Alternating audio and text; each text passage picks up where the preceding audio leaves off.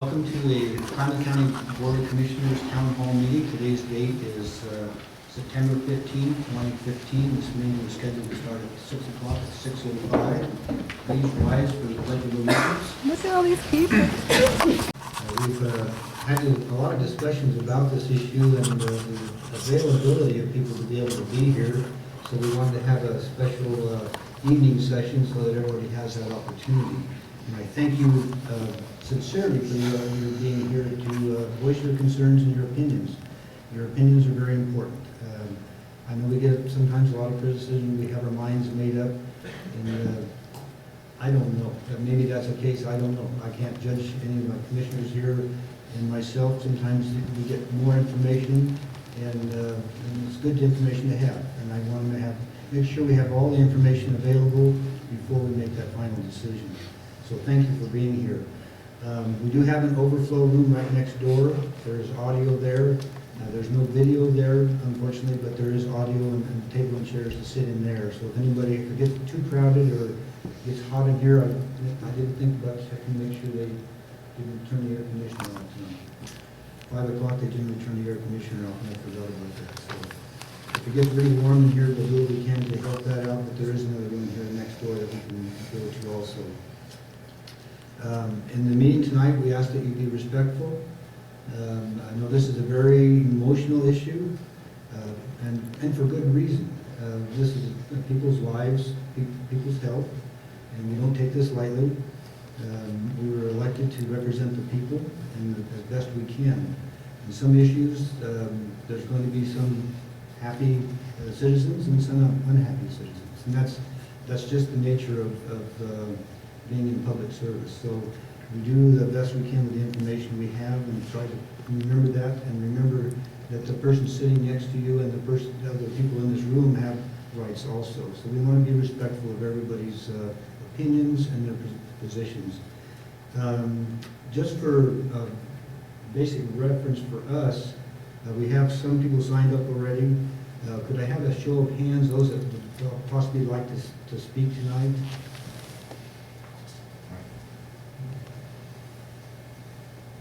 Okay, we got plenty of time. So, if you didn't raise your hand, that doesn't mean you can't speak. If you raised your hand, that doesn't mean you have to speak. But we do have to have you sign up on the sheet. There's still a clipboard over here. So as we go through the meeting tonight, if you think, gosh, I really need to stand up and say something, don't hesitate. Come over and sign up. We'll make sure everybody has a chance to say what they want to say. Everybody will be allotted 3 minutes. Commissioner Morris is the timekeeper. She's the enforcer. And then she'll sick her dog. Yeah, then I don't know what I'll do. Yeah. Don't call her bluff. Don't call her bluff. But we want to hear from the citizens. So I guess before we start, maybe do we want to have any comments from the board before we start? Okay. Yeah. Well, I'll just say so that there's not a seemingly awkward exchange or non-exchange. I really do just want to listen to people, and this is a town hall, so maybe some of you are expecting immediate feedback or interaction. It's not my plan to do that because for me, at least sitting here, it's not a debate, it's my opportunity to hear from you. I will, at the conclusion, once everyone's had a chance to speak, I'll say a few words and share sort of what I'm thinking and where my mind is at, but I'm not going to do an interaction with every person because, like I said, I'm not here to hear from me, I'm here to hear from you. So. Right, and that's what we are here for, is to listen. And it's not that we don't want to interact. If we start interacting with everybody, we'll be here till morning. But we want to hear what you have to say and what your opinions are. If you have science, statistics, that's fine too. Or nothing but opinions is fine also. So that's what we're here for. And I've been on that side of the counter before, voicing my opinion about issues on the different issues here in Klamath County, talking to the board on the other side of the table. And so I've been in your seat many times. So I really have a great appreciation of your willingness to get out of your comfort zone and come here and talk to us and say what you believe. So with that, I will announce one name, and then have the next person will be on board, so we'll try to be ready to go so we can kind of roll through this in an orderly manner. Have you mentioned how long they have to talk? We did. Yes. 3 minutes. 3 minutes, yes, 3 minutes. Okay, first one up would be Tracy Fields, and on the deck would be Rob Emery. You pass? Okay, Rob Emery. Aaron Leach would be on deck then. Good evening. Good evening, ladies and gentlemen. My name, as you heard, is Tracy Fields. I'm a business manager, and I'm a resident of Klamath County. I understand I only have 3 minutes, correct, to speak, so I'm going to get right to the point. Over the last several years, I have watched this community that I live in and love slowly waste away. We've lost our main logging industry. Our farming industry has faced catastrophic losses. We now have this opportunity to start to climb up and out of our economic woes, and you, as our commissioners, are facing what you might consider to be a difficult decision, and I say you might consider it to be a difficult decision.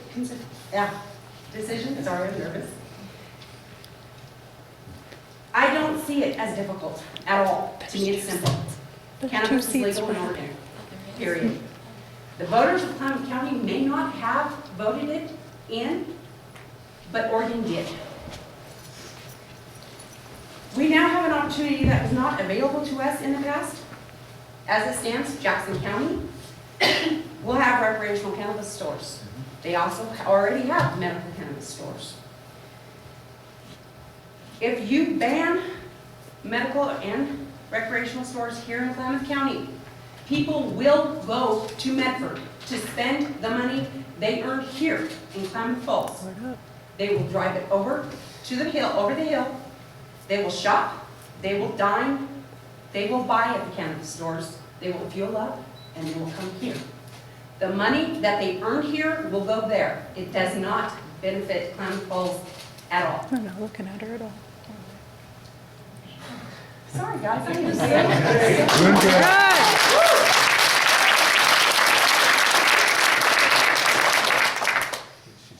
Recently, we learned that Gentleman's corporate office will be relocating out of state. How long before they close the mills here in Oregon? Oregon is not a business-friendly state. We already have the highest minimum wage in the nation, one of the highest. We must fight now, or we risk losing our community. This is a downhill slope, folks. Without some sort of revenue, we will die. You, as our county commissioners, should be embracing this new business venture. Look around our town. Look around our county. Here recently, I've had the opportunity to drive through our county, and I have seen boarded up storefronts, abandoned buildings, and for sale signs. This is just a door to walk through. This could open several doors to many new business ventures that, if you close this door, we will not have the opportunity to have. I don't use cannabis currently. Don't know if I plan on it. We'll see in the future. Right now, it's legal to grow. This is not a door we should be closing. Thank you very much,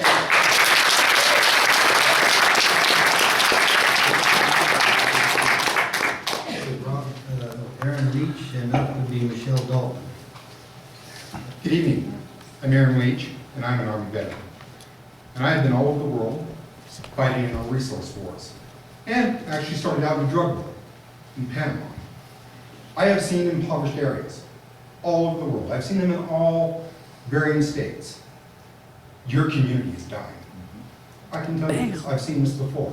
It happened in my hometown. It's not a good thing. And why does it happen? The city and the county both are guilty for just ignoring new economic opportunities because, I don't know, maybe they don't like it.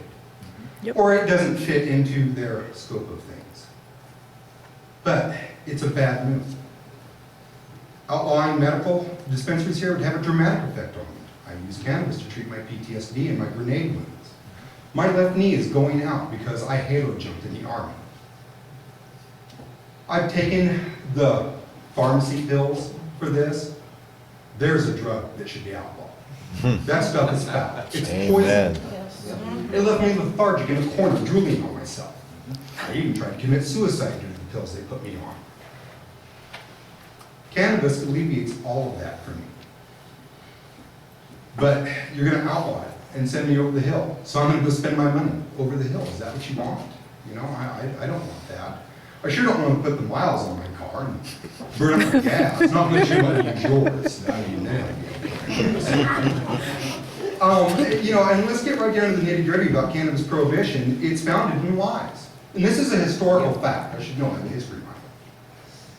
This was all a ploy by J.D. Rockefeller, William Randolph Hearst, Andrew Carnegie, Roosevelt. and that kind of group of billionaires at that time because, well, cannabis kind of flew in the face of them making money in paper, gasoline, steel, and many other textile products because they were all invested in steel and cotton and all the synthetics we use today.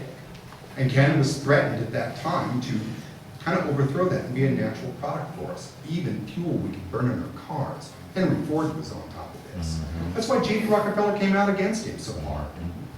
Henry Ford was going to build cars that were built out of hemp, body panels, that are way more resistant to dents than our current vehicles are. And he was going to power the car on methanol made from hemp, because hemp makes a lot of methanol, and methanol burns absolutely clean. Why would someone wanting to make methanol from hemp want to do this in a county that's against cannabis? That is the next step we're going to. All you got to do is get on the internet and read. Thank you so much for your time.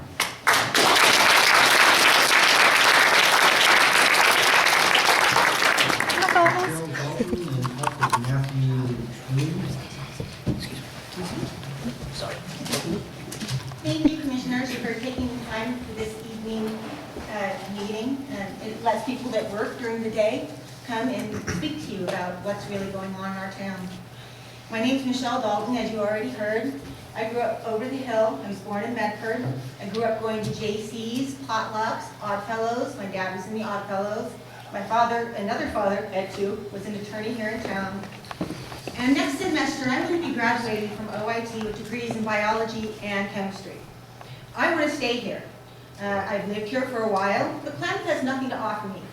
I will have degrees that will take me elsewhere and pay me. And I could stay here and find work if you don't ban this industry. But if you do ban it, what do you have to offer me? What do you have to offer any student who graduates from OIT? This is a whole huge new industry. It's much bigger than we even can see.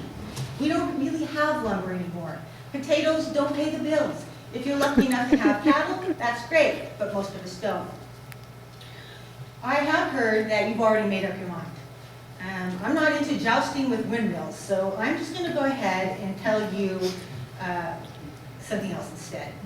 All three of you have a lot of power, and with power comes responsibility.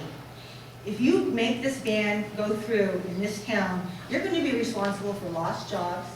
You're going to be responsible for a lost industry. You're going to be responsible for lost opportunities for the children that are born here. You're going to be responsible for passing up on an entire new industry and a new possibility. And history's going to remember, this is a uniquely suited area to this industry, and this is a saving grace. And what I see happening here is people who are trying to snatch victory out of the jaws of defeat. No, you're snatching your defeat out of the jaws of victory. You have the solution. Don't turn your back on it. You're going to be remembered for the decision you made. Ow!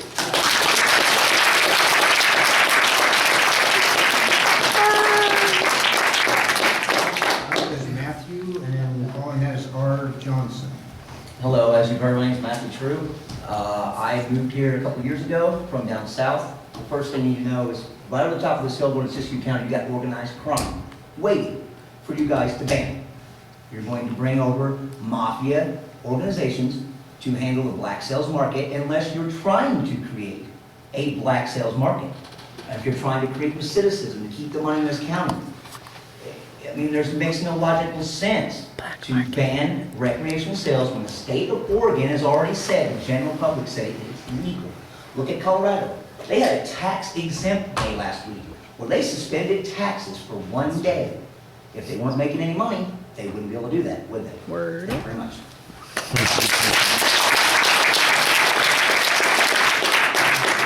Buzz Johnson is up, and then Paul Landrum. Oh, Hello, Commissioners. I appreciate the opportunity to talk with you tonight. Yeah, try not to mess with the mic, it will pick up your. All right, so if I pick my nose, I'll get too close to that. you're a doctor. Now, I wouldn't do And that. I appreciate, hey, we can have That's so good. fun. You should come to our Tuesday morning meetings, we have lots of fun. Unfortunately, my job does not allow me to do that. And on behalf or in connection with my job as a physician and oncologist, I'm here to actually speak about some of these things. And I appreciate a lot of the concern that my fellow citizens of Klamath have for a lot of these things. A couple of things that are important, I think, to mention is one, that the American Academy of Pediatrics in late 2014 put out its guidelines for marijuana. And it actually recommended that marijuana be tightly controlled, as well as very much restricted in terms of how it's sold, who sells it, and in what ways it's sold. In addition, the American Journal of Public Health in 2015 put out a paper that talks about their recommendations from a public health perspective as well for the management of marijuana, whether it's medical or recreational. And what's most impressive in this paper is that they actually talk about from WHO, the World Health Organization, as well as multiple other, including the Department of Health and Human Services, that they talk about ways that we as a community, we as a country, if we're going to do this, should do it, including going back to history, as one of the gentlemen said, and talk about the fact that if you look at alcohol and tobacco, two substances that we know cause cancer, and we have come 360 in terms of regulating it, that like some states, including Utah, for example, that has state dispensaries of alcohol, is what they recommend for marijuana if you were going to do that. Given that this actually That's what we're should trying. produce the best control in one, quality, two, price, and it also, they talk about, as somebody else mentioned, you know, the mafia and the legal side of it, and go into a fairly succinct detail about how this could be taken care of. What I find most interesting and most troubling as an oncologist, though, is when you look at the studies about marijuana itself. One, we know that over the course of 1983 to 2012, the potency of marijuana has increased from 3% to 12%. That potency has also increased in chemicals such as tar and other things that we know are carcinogens, causes cancer. In closing, there's lots of side effects of this, including decreased education. Education is the most important thing for jobs. If I were to bring in a job or a business here, I want a well-educated workforce. The American Academy of Pediatrics says, and the research supports, marijuana is associated with lower education. Really? College graduate. Yeah. I wish doctors were smarter around here. Oh my God. Right, please. Okay, now to Paul Landrum. That's why I go to Rogue River Medical Center when I have a problem. Hi, my name is Paul Landrum. I'm a local employee. We employ approximately 80 employees. We've been in this community since about 1950. We're a local manufacturer. We manufacture the products that require a safe workplace, people to come that are coherent and in control of their faculties to the best degree possible. My experience and belief and understanding with marijuana, that it does not, it's contrary to that. We don't allow people to be under the influence of drugs and work at our place. That includes alcohol, marijuana, crack, and a host of other things. Some are now legal, some are not illegal. And we just don't, from my perspective, I'm not a doctor, but from my perspective, from my experience, I have not seen where marijuana has increased a person's ability to excel mentally and physically. I have to probably make exceptions in the case of a medical scenario, which I'm not very familiar with, but I'm just talking from an employer standpoint here today. I believe it tends to lead to other drugs. I've seen in my own experience many times people start with marijuana and they move on to something else, which can be even more destructive. 30 years ago, marijuana was not nearly as strong as it is now. How do you know if you don't smoke? And so I don't think that helps this either.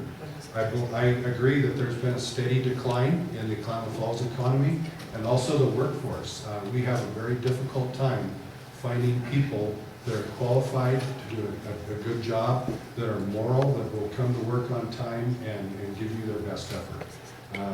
Every day, right now, we are short people that can fill those gaps, and we would love to hire them. We bring in dollars Being from such the a outside discriminative economy all the person. time. And we would love to have more people, but we cannot find people that are qualified. We believe that this would be a step in the wrong direction to allow this. We believe it would further degrade the workforce that we're currently trying to deal with. Okay. I hadn't really planned on talking today, but anyway, that's my opinion on the subject. Thank you for your time.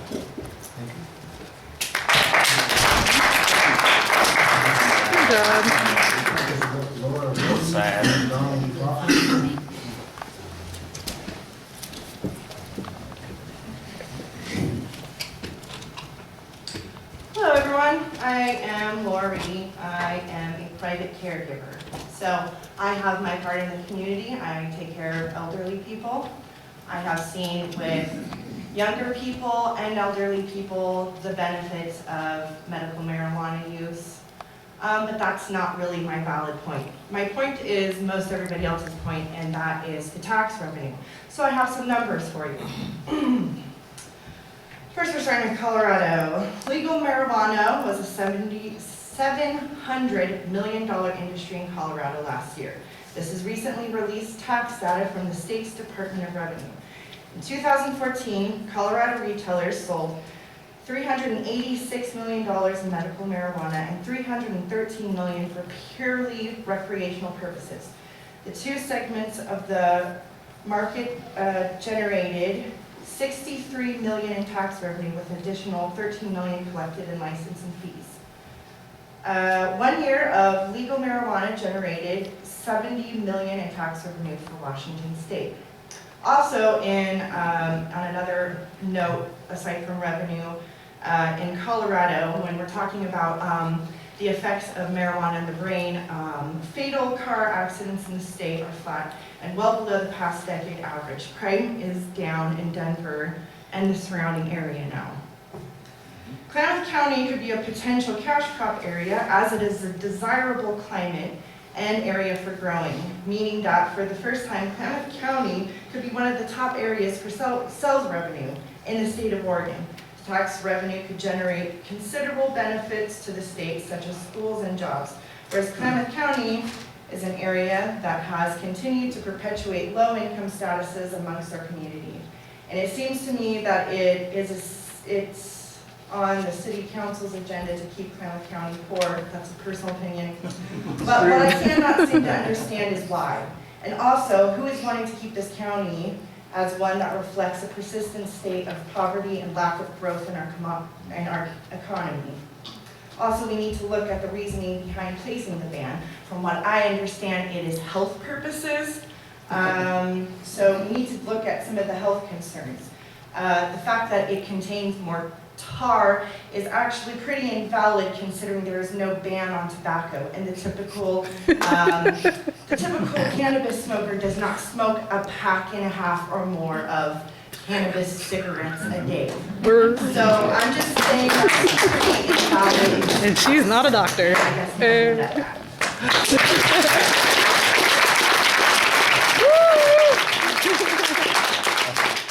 We have Donald Crawford and Andrew Cook. Good evening, commissioners. It's a pleasure to be with you tonight. I want to share a couple of experience when I was going to Bible college in Eugene, Oregon. Oh, please do. I would go to the concerts around that. The university, of course, a lot of marijuana. I remember they'd give me a joint, go up there and pass the trap. But after doing that for several months, they asked me not to go up anymore because it affected my ability as a student and as an employee in the community, because I worked for the Eugene Hotel. And also I was played basketball when I was on Honor Society there. I was able to get a BA in 1988 while I was working a job. And I earned a master's degree also. So I've learned that being healthy and being proactive and having a good spiritual component makes a big difference to me. Now I'm going to talk about a couple organizations that I'm not speaking for them, but I want to share my experience of relating to the leaders over Transformation Wellness Center and working with Frankie and Clay Bynum in Life Recovery. I attended and I served there in a staff position for 3 years. It's a great experience. I see people come in. You could see that they were just dragged out. Some were just as skinny as a toothpick. And some were just totally disoriented in their life. When they came in, they were a mess. Their lives were destroyed. Their families were parted. They had a lot of problems in relationships. They couldn't even think about how to do anything. They were so strung out. But over a period of time, when I saw them attending Life Recovery and finding out what it means to have a spiritual component, it makes a big difference in their life. Also, Transformation Wellness Center, Life Recovery. Listen, they came and as they worked and went down to DHS, which handles a boatload of folks that smoke marijuana. It's the beginning for them, as I talk to them, going into drug and alcohol and other hard drugs. It was a pathway to do that. And they all told me that. I asked them, how did this start with you? What helped you go down this trail? And they told me it was drug, alcohol, it started with marijuana and beer. And it made a difference. They couldn't work. They lost jobs. They lost families. They abused children. And so I'm going to abuse you in a minute. It's not good for this county. $32,000 is all the city would have got if they would have had this. Wow. That's a spit in the bucket as far as a multi-million-dollar. Well, we can't spit in the bucket because we're kicking the can still. We want to see healthy people in this county that will do good job, have good jobs, and will provide a good living for all of us. That's what we need, good people in a good county. I don't want this to be called Stillman's County. We have Andrew Cook. I don't like and how Consider you very good. Ooh, Lordy. But if that's the worst argument that they have, then Because a lot of people whatever. agreed, some of the points that I was going to make, but my main point is that, okay, you can call marijuana a gateway drug. That's total baloney. What happens with folks and drugs is that they get involved with drug dealers. Okay, so you start out, maybe you want some pot. Okay, you're a kid, you're a teenager, and you need to go get your pot, but then you're interacting with a drug dealer. And this person wants to get you onto something harder that costs more. That's what their goal is, right?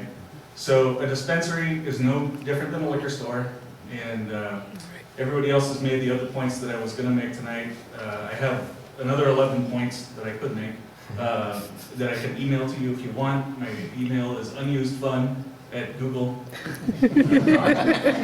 so you know, I could actually written a manifesto. It's like 4 pages. But this is, sorry, I'm very nervous. But you know, the gateway drug thing is a complete load of filth. It's not true. It's all in who you interact with.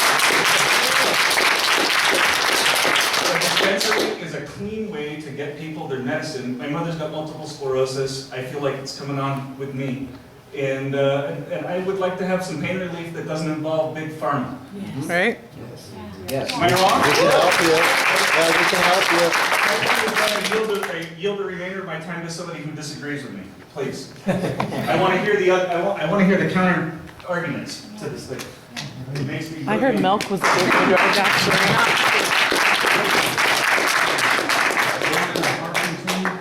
And then Earl Garner.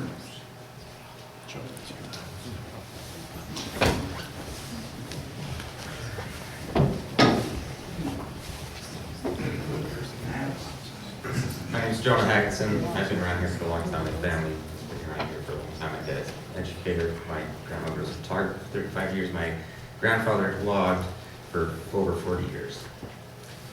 And although I don't think any of them were particularly big fans of marijuana, one of the things I can say is a thing that we have to ask about authority.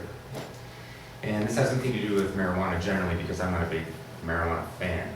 Okay? I did it a little bit when I was younger. I don't do it anymore. And that has to do with anybody who's going to say that they know what's best for a community needs to answer questions. They don't get to look at people and have a bunch of people come up just to say what they feel and pass what they're going to do anyway. It's your responsibility, in my mind, to look at all these people in the eye, as well as everybody else in this community, and answer your own question, which is, why are we doing this? What's my legitimate reason for denying people something that puts too many kids in jail? Which puts too many people in suffering? That's not fair. And you guys are going to have to do that. And you are in that position to do that. And I can promise you one thing before I go. That if you do, and if the city does too, there will be ballot initiative because we have that right in the state. And it will get signed by enough people to put it on the ballot. You can have everybody answer that question and say.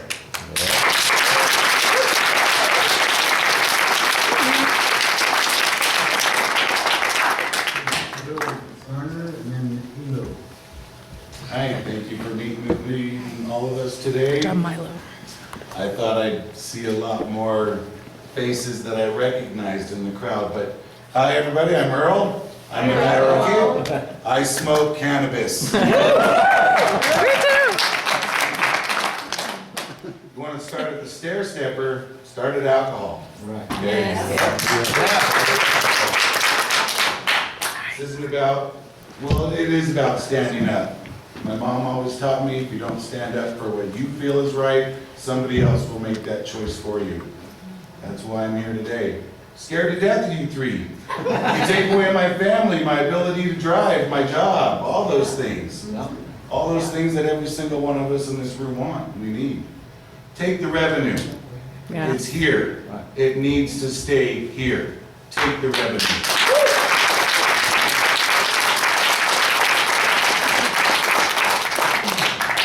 Elo, and then Wendy Miller. Hi, my name's Ilo Carajolo. I'm the owner and operator of Laughing Lotus Farms. And we've been trying to hire more people now for close to 2 years. We have 5 people that we employ on a part-time basis. If you people would let me open my store, I would be forced to hire roughly 20 people. It's not just about the taxes. Everybody has their own idea of what the tax dollars are. It's also about the greenhouse supplies that we buy, the gasoline that we spend, the nails that we spend, all of the funds that we have to put out to operate our farms, the same that any other farmer would. And Tom, you are a farmer. Whether or not you choose to agree with the water laws, that's your own issue. Law. Okay? You understand what I'm saying? What are you gonna do about that? Nothing. Okay, we have this right. It was granted to us by us, the people that voted, and the same people that put you in power. Okay, we will be petitioning you. Our attorneys are already drawing that up. You should just maybe talk to us. We could address your concerns. The town of Bend had their first cannabis cup In one day, the town of Bend made $3 million by their own admission. Amen. There was 4,000 tickets. We'll sold. never see that money. Zero problems. There was no arrests, no fights. Everybody ate nothing. food. I don't think you could go to a Willie Nelson concert. And not be surprised. I've been to them. I know. Yeah, right, exactly. So I think my point is that if you don't like cannabis, you have the right not to go into a store. That's your right. Trying to tell us as farmers what we can do on our own land and our own property, that I think really goes way beyond your scope as commissioners. The main job of a commissioner is to facilitate a prosperous business environment. Our company is now in 35 stores around the state. Come October, we plan on picking up probably a lot more stores. I'd like to just share that with you to show how viable of a business this is. And I've done that with you telling me that I can't operate my store. Imagine what we could have done if my store was open. Thank you very much.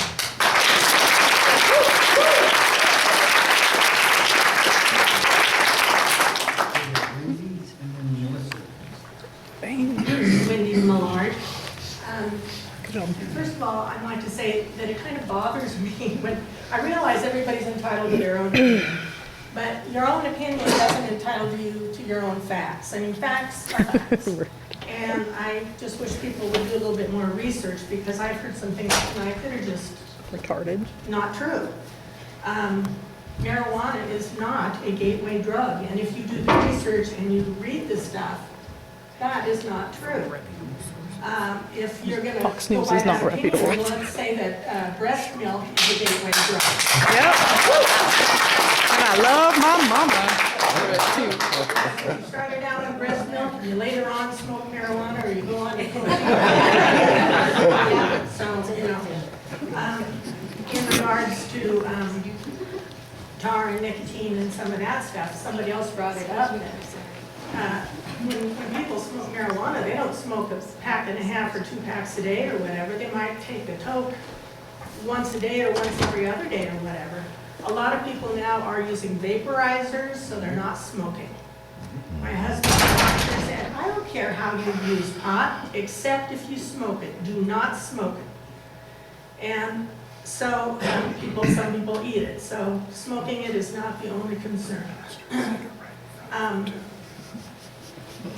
I also wanted to bring up the fact that when people say that Klamath voted against it, that's really not true. It was something like 52% to 48% or something like that. But when I looked at the precincts last week, what I saw was that within the city limits, the precincts all voted yes, or as a total, they voted yes. Outside the city limits, the precincts voted no. So within the city limits, the people did vote yes. And you represent all the people. You don't just represent the people who voted no or the majority. I think you need to look at the whole thing of everybody that you represent. And finally, I would have to say that I have a hard time stomaching the fact that you're making laws or regulations when you break the law yourself.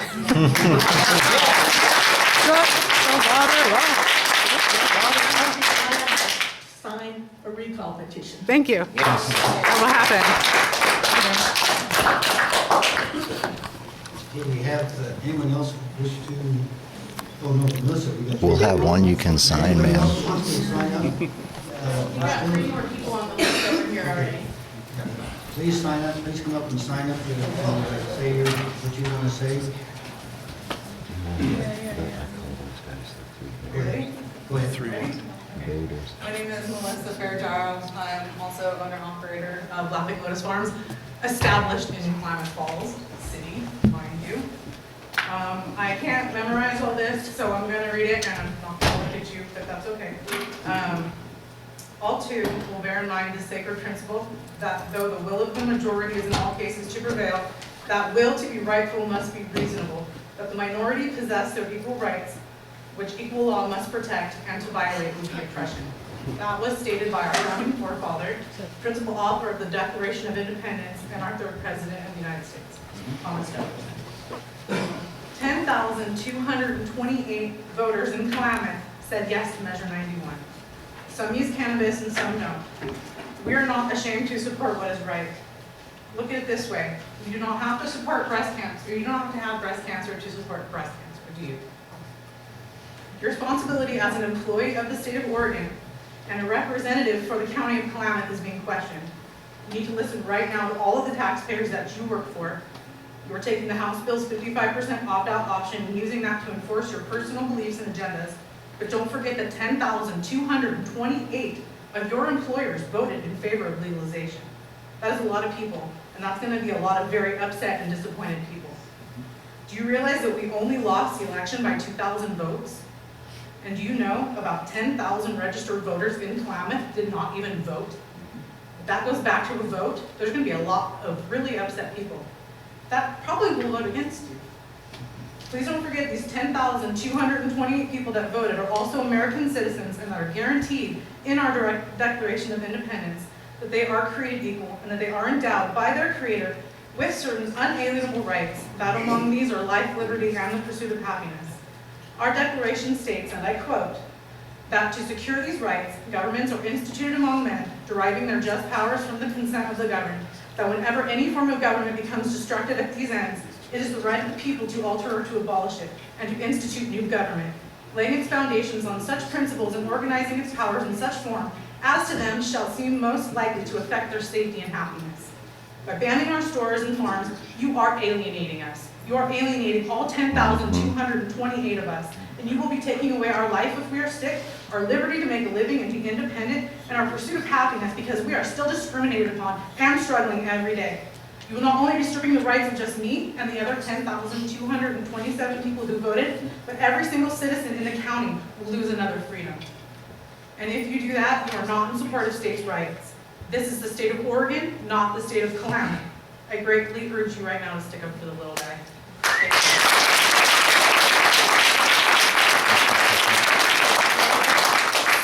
We have Alan Everline Hutch, and then on deck will be Kendra Smith.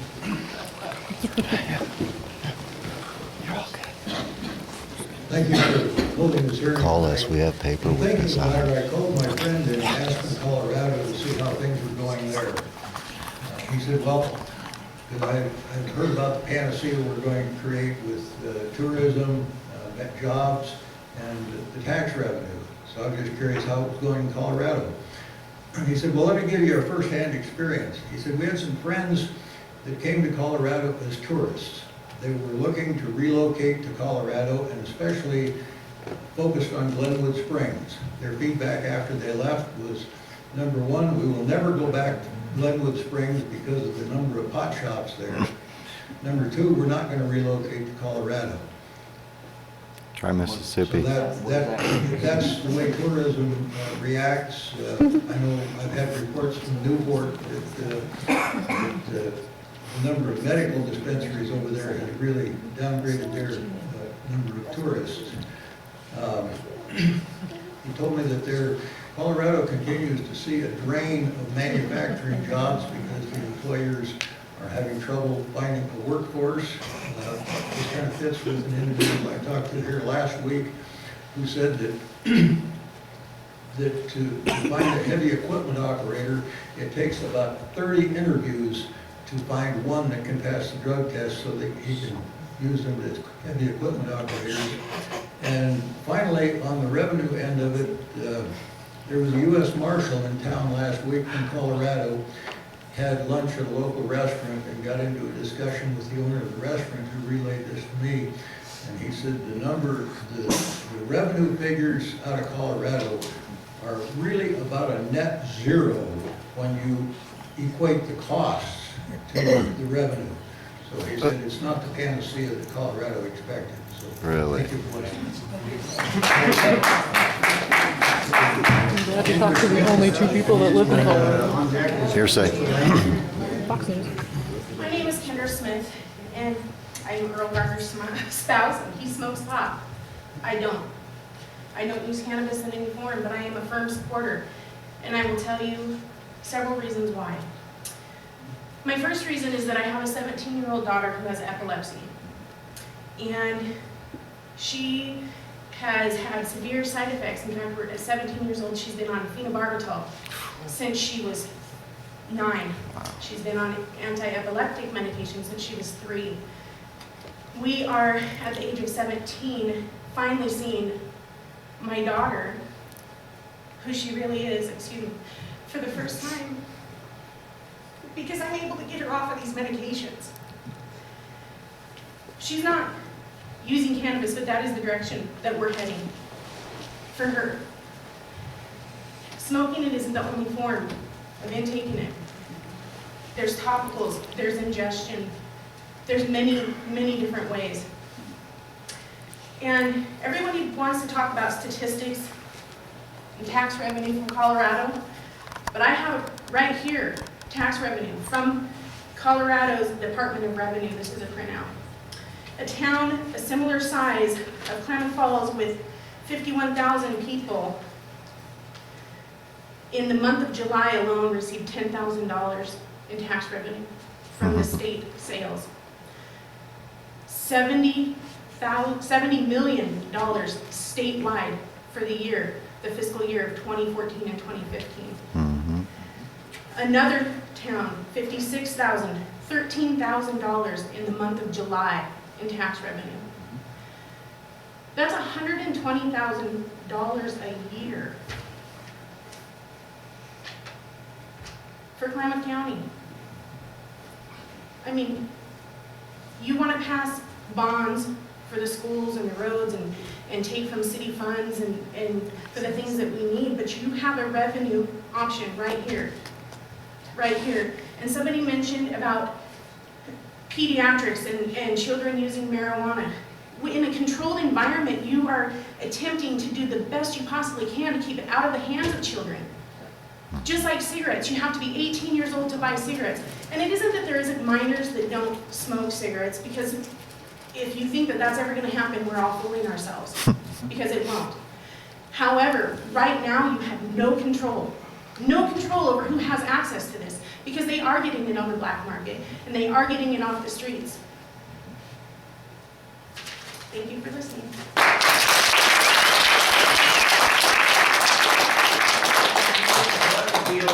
Krista Lamb and Bob Emery. Well, my name is Krista Lamb. I was not planning on speaking this evening, but I have been lit up from the inside with everything that I've heard.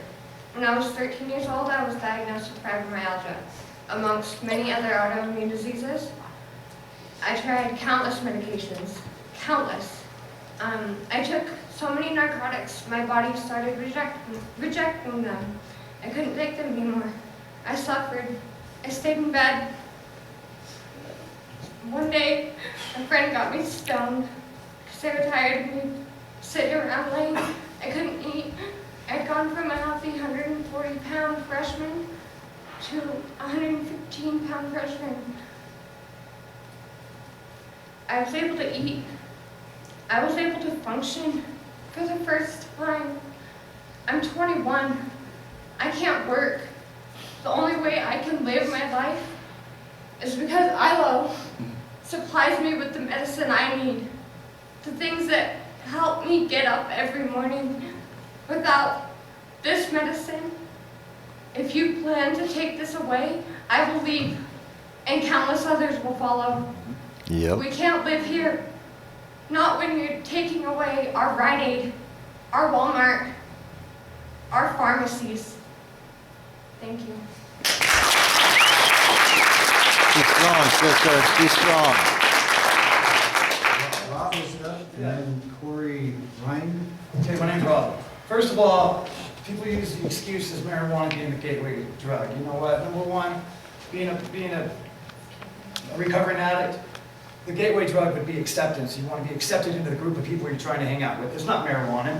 It's not alcohol. It's not cigarettes. It's the acceptance. That's your gateway drug. So, number two, employers. You know what? Yes, I believe a lot of employers don't allow people to be under the influence, which is completely correct.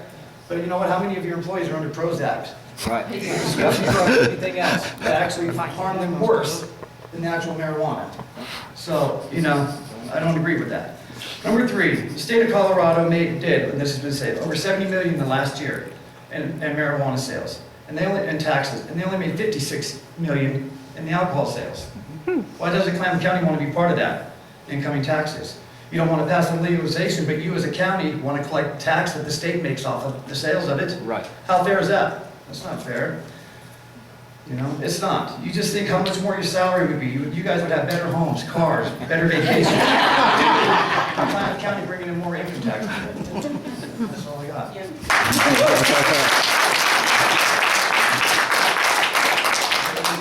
Brandon, yeah. We ready? Yes. Alright, just like you guys, I've already made my mind up.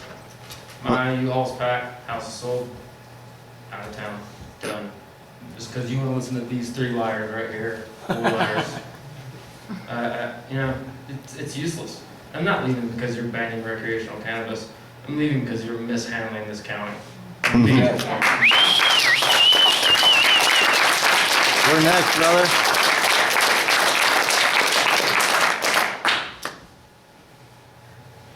Hello, my name is Brandon Neff. I'm a medical marijuana grower and patient. And today I'm here to fight for the rights for medical marijuana processing. Medical marijuana processing is very important to me. As a medical marijuana patient, I was in a severe car accident that left me in severe shoulder pain. And all the doctors tried to give me pain pills, Vicodin, Oxycontin, muscle relaxers, all things that made me sick, made me not able to live my day-to-day life in happiness. And when I found medical marijuana, it was the first thing that's actually made me feel better. So I'm here to fight for the rights of medical marijuana processing, and I hope that you guys acknowledge that tons of medical marijuana patients in this town use products that I create to help relieve their debilitating conditions of pain. Many cancer patients I have offered my medicines to of no charge have been able to find alleviating things because of my cannabis products that have made their quality of life better. Recreational marijuana is here. I do understand. No matter what, regulation is the answer. Right now, with everybody being able to have 4 plants everywhere, you really have no control of the market in any way, shape, or form. The children are going to have a lot better access to marijuana with everybody growing 4 plants. And I think that more people will be growing those 4 plants if you guys so do choose to make a ban. And I unfortunately think that's going to have an effect on our children. And being that I'm about to be a first-time father, I do worry about that. And if marijuana was as tough as it is to get alcohol, I think that'd be better for our entire community. Thank you very much for holding this meeting tonight, and I hope you listen to everything everybody says, and have a great evening.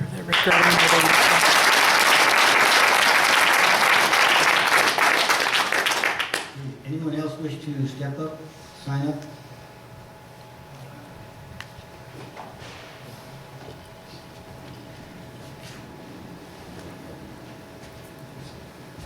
Edward Medina Jr. I run a Better Way Medicinal Alternatives in the city of Klamath Falls. You know, we're here to talk about banning recreational marijuana particularly. The city of Chiloquin is already making moves to allow recreational and medical to exist within the city limits of Chiloquin. Lake County is also making moves to do the same thing. So you're going to be surrounded by it, whether you like it or not. Right.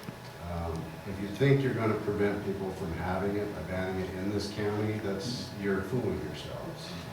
It's here already. It's going nowhere. Regulation is the only answer. Right now, as Brandon said, everybody over the age of 21 has the ability, and probably most of the people in this room, have 4 plants in their backyard right now. I know I do. So, this harvest season, there's going to be an abundance of marijuana in this town and in this county. If we were allowed to sell that recreationally at legitimate businesses, to the dispensaries in Portland, and I'm in a Eugene, meeting. and I'll be home in a Medford, minute, and all okay? across the state, we would I have will a bring you serious something home, revenue okay? stream and industry in this I will bring you county an ice cream. like you've never seen before. Not since Okay. logging, not since Okay. the lumber boom that most of us don't I am in a know meeting. I because we're have too to young. go. I will bring him food, okay? Those days are long Bye. gone. We have an opportunity to do that again. You know, people confuse hemp and cannabis. They're two different things altogether. Cannabis is a cash crop, big time. In a very small acreage area, the amount of money produced is phenomenal. And this is prime growing condition. To ban growing, recreational growing in this county is a very bad move. If you don't want stores in Klamath Falls selling recreationally, then set up regulations. Limit how many can be here. Do whatever you want with that. With the growing, the processing, the wholesaling, we are talking about big industry. Everybody here wants jobs. We all want jobs. We all want to stay here. This is our hometown. Thank you.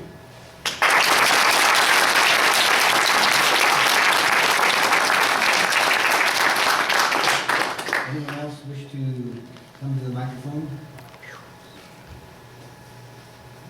Final offer, anyone wishing to come forward?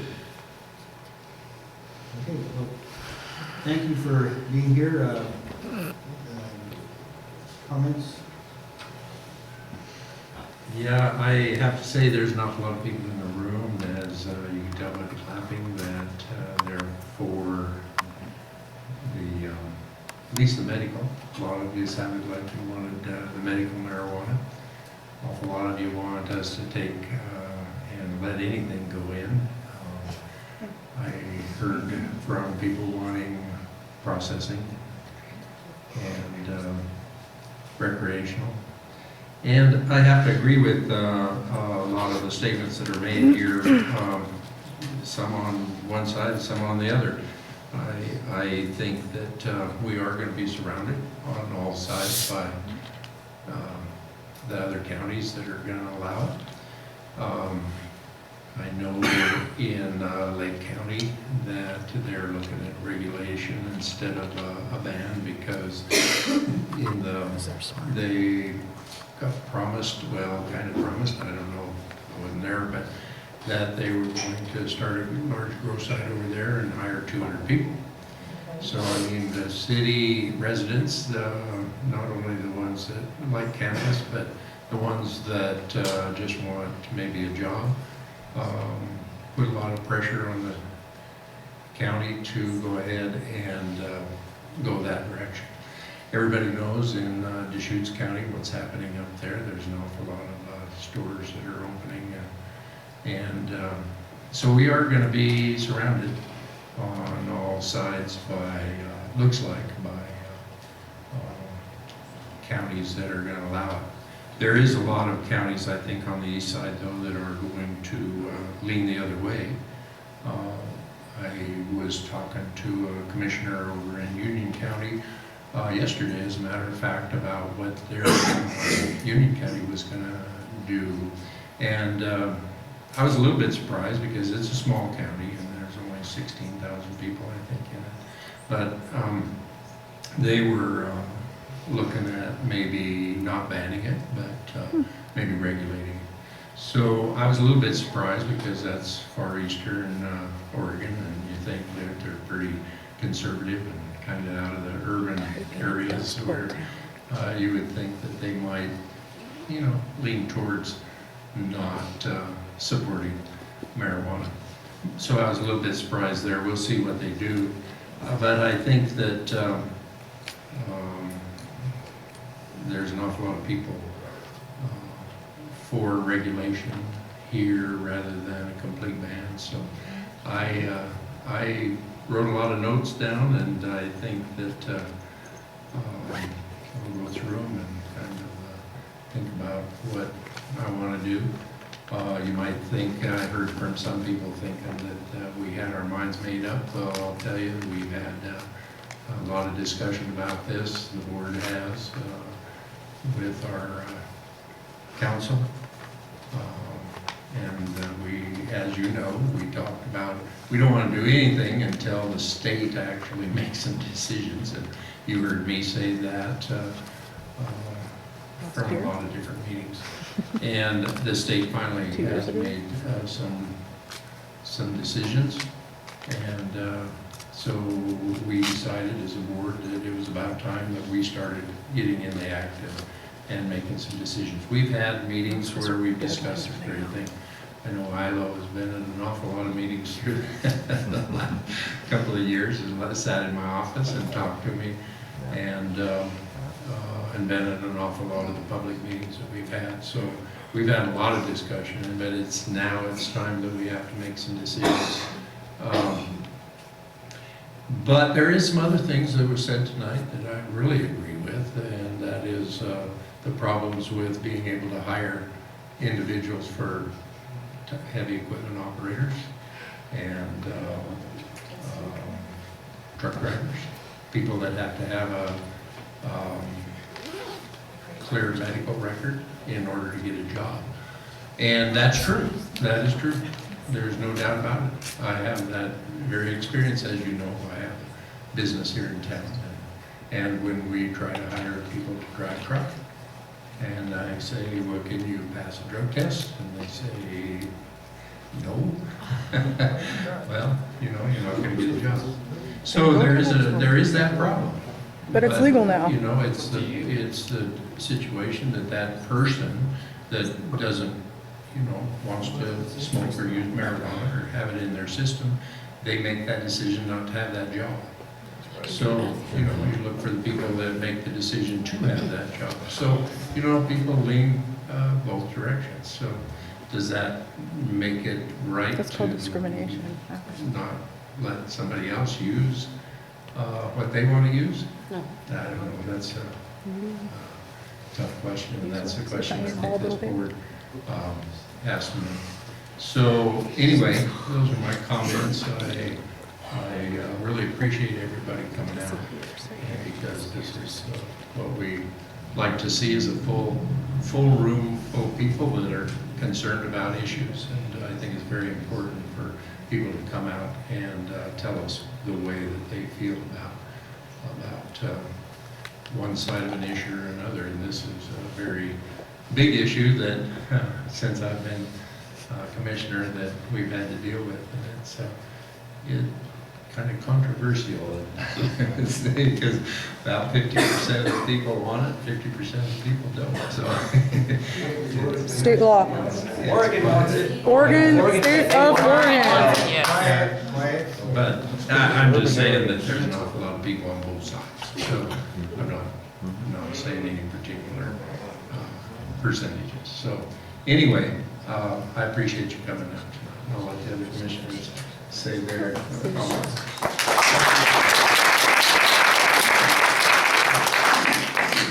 I will echo what Commissioner Belay said in that, contrary to some people's comments about us having made up our minds already, I sincerely have not made up my mind. So I'm appreciative of this opportunity to get feedback, and while I heard many of the arguments that I've heard before, I heard some new ones that I thought were very good. Yours in particular about people having access to drug dealers versus a dispensary, I thought was a good argument. So thank you for that. It is my belief that nobody knows what the future of our community is going to be for sure, on either side. You know, people on one side say, you know, we're going to lose all this industry and people go away. On the other side, you know, we're going to destroy the brains of our children and our education. And I think I just want to sort of put that out there, that honestly nobody knows what the future of our community is going to be, regardless of what decision is made. And from where I sit, you know, I sincerely want what's going to be best for our community. So the two things that I'm weighing as I go through this process, and again, I have not made up my mind, but the two things that are really important to me, the first is, well, I'll say, to me it's not a moral issue. It's an economic one, or at least that's the most important issue to me. So, but on the economic side, I see the value in both arguments. I think it's a really, people are making a very effective argument about that this is a new industry and it will bring jobs and it will bring some tax revenue. It's debatable how much, but I think that's a great argument. I also think it's a good argument that I've had a lot of business people, not just a few that spoke today, but also prior to this meeting, talk to me about having genuine concerns about being able to get a workforce here in Klamath. And I know firsthand of one large company in particular that was interested in Klamath, but really couldn't pencil out that they thought they could get enough of a workforce here. So I do have good, sober, educated workforce as a concern. So on the economic side, I see both sides, but that's what I care the most about. The second thing I care about is the acknowledgement that we are representatives of the people and we should be fair as to what the people say. And it's complicated because, as many people have acknowledged, while the people of the state of Oregon have said no, at least to Measure 91 as it was written, the people of Klamath County, or you know what I meant, the people of Oregon said yes, the people of Klamath County as Measure 91 were written said no. However, I do believe that some people may feel differently now that it is the law of the land, so to speak, at least here in Oregon. So that factors into my decision as well. Do people here in Klamath County, based on the evolution of the issue and the fact that we are going to be surrounded by it, it's sort of different than how they maybe felt when we theoretically voted for Measure 91. I believe that. So the economic issue is important to me. The fairness issue is important to me. I have not made up my mind. I'm happy to have the feedback tonight. We will also be getting feedback on the 22nd. And as I said in the first hearing at the end, really, I think what I'd like to see is a vote. A countywide vote, whether it's an advisory vote on the May ballot or something on next November. It's too late to get on this November budget. How about letting the free market decide? There are no easy choices here, are there? Recalls. We ran for office saying we would not shirk from our responsibilities and to make wise decisions as best we can. And I'm committed to do that. It's hard for you to check your mail, dude. No matter what we decide after that last hearing, there's going to be some people unhappy. I mean, that's just the bottom line. And that's a hard thing to, as a commissioner, to realize that. I'd like to make everybody happy, but that's not going to happen. I mean, it's just not going to happen. If people say, I've made up my mind, well, you haven't been in my mind very much. I have the inclinations, yes, I do. Have I made up my mind? Absolutely not. I want to still listen to everybody's positions and listen to the logic. And myself, I think a lot of this depends on the future, what happens here also. Not just here, but in Washington and Colorado. There's a lot of unanswered questions that are out there that I would like to have some better knowledge and better historical facts. We can all claim what's going to happen here economically, job-wise, and tax-wise, and all those things, but we're just guessing. Fear-mongering is what you're doing. And I don't like basing decisions on guesses. That just goes against a lot of what I've been taught all the way from early childhood. I would like to look at history. I really like to look at the facts. Then you would know history repeats itself. It's not state law. Is there any definitive answer to any of those? No, that's administrative rule. No, there isn't. We were elected to make the choices. And I vow to do exactly that. I'm not going to hedge it. When it comes time to make a choice, I'm going to have to make a choice. As my fellow commissioners are going to have to do it. And then we will live with our choice. No, we'll recall you. And we will suffer the arrows of those that don't like it. And then we will have those that like it and will pat us on the back and say, good job. But there's gonna be both of those. Let's go play golf. And that comes with the job. That comes with the job. And there's not one of us here, sitting up here, that doesn't realize that and doesn't accept that. So I appreciate you being here. I appreciate the passion that you've shown tonight. I mean, this is a very controversial topic, and it's going to be for some time yet. And even after we make a decision, I will guarantee you, whichever way it goes, it's still going to be a controversial topic.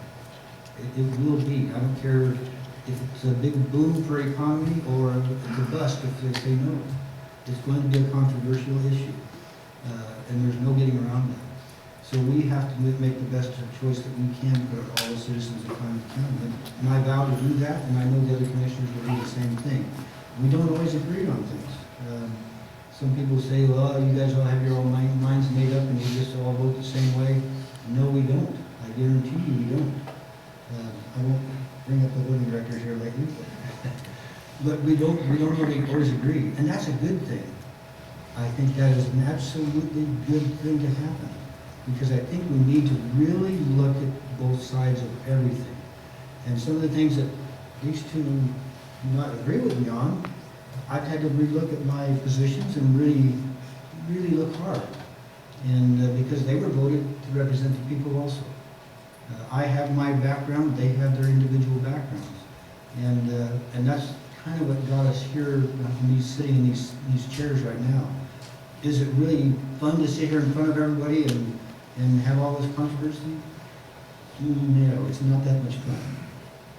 But yet that's what we were elected to do. And we will not shirk that responsibility. I guarantee you, we will not shirk that. We may not agree, but we will make the best choices that we think we can for all the citizens. And hope that all the citizens realize that this is a tough choice to make, but we have to make a choice. That's what we were here to do. Just like the state legislature, they have to make choices too, and at the federal level. I definitely do not agree with a lot of the choices coming out of Salem or Washington, D.C., but they were elected by the people. And you can call me a lawbreaker, I suppose. Technically, I really wasn't breaking the law. We had a judicial review in place to cover myself. I believe in laws, I really do. I really do. I don't agree with some of that. But am I pushing back a lot? Am I bending some of those things? Absolutely. That's what this country was founded on.